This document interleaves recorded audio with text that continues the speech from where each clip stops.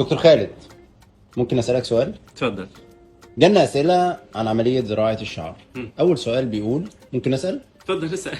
طيب، اول سؤال بيقول: انا عندي امراض مزمنه، ضغط او سكر او اي مرض مزمن، هل ده بيأثر على العمليه؟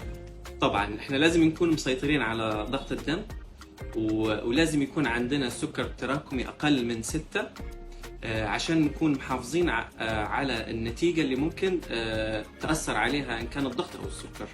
طيب، السؤال التاني بيقول: انا خايف ادفع فلوس كتير واجي وانتوا ناس غاليين وبعد كده العمليه تفشل او ما تنجحش.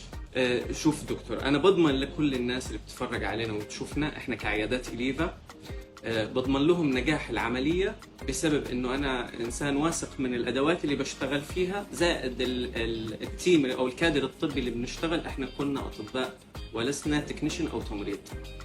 فانا بضمن لكم العملية، وفي حال يعني لو فشلت؟ في حال فشل اي بيشنت معايا العملية، انا مستعد اعيد العملية مجانا.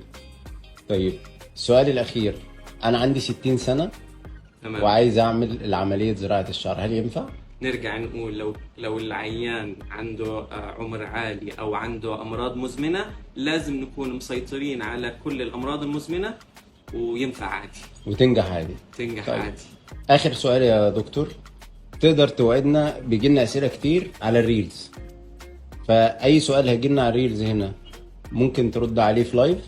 طب ايه رايك انا نعمل كل يوم في الاسبوع اسئله على كل نعمل مثلا بث مباشر على الفيسبوك ونرد على كل اسئله الزراعه.